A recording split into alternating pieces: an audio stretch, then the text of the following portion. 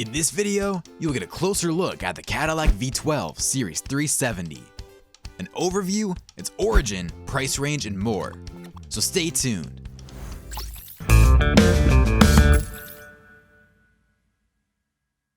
What's going on? This is the Classics Dude again. The Cadillac V12 Series 370 is an automobile produced by Cadillac from its model year of 1931 through 1935. They were all fitted with custom bodies, and the car was assembled in relatively limited numbers. The V12 was basically an abridged version of the V16, with a bore of 3.125 instead of 3, while maintaining the V16's 4-stroke, giving it a 368 cubic inch displacement. In October 1930, the 1931 370A V12 model was launched.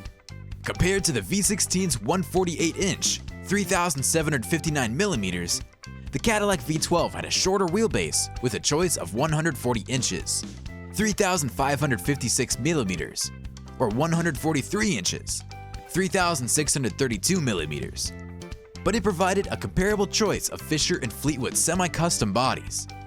At this time, it was very difficult to differentiate a Cadillac V16 from a Cadillac V12, unless you moved closer to it to read the 12 sign placed on the headlight tie bar.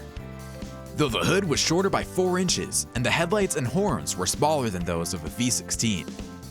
One major difference can be traced to the price, as the V12 had an opening price of $3,795, which was $2,000 less than the V16.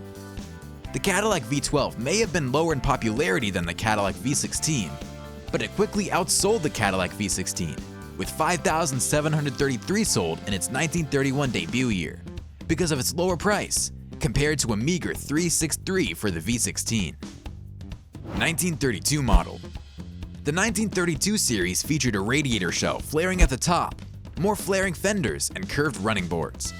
A tougher frame and a Kuno self-cleaning oil filter mounted on the right-hand side of the clutch housing were added mechanical modifications, and in place of the Cadillac Johnson carburetors that had been the basic equipment on Cadillacs for 20 years, dual Detroit carburetors were used.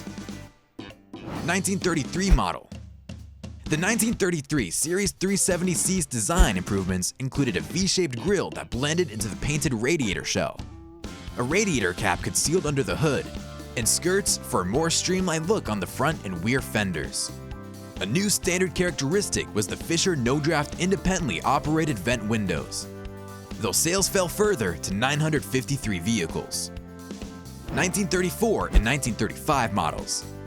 The 1934 Series 370D was redesigned once again, but was built on a completely new chassis this time around. With a central bar and 5 horizontal parts, the radiator grille slanted backwards, the windshield sloped much further back, and the headlights were enclosed in new teardrop housings mounted on sleek supports. The horns were connected to the radiator cap under the hood, and the spare tires were hidden under the new hood.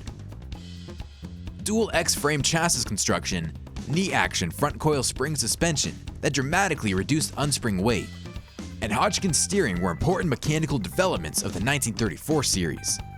The 1935 Series 370E saw Fisher-bodied cars with the addition of the Fisher turret top and an improvement in horsepower to 150. Sales totaled only 1,098 over the 2 years combined.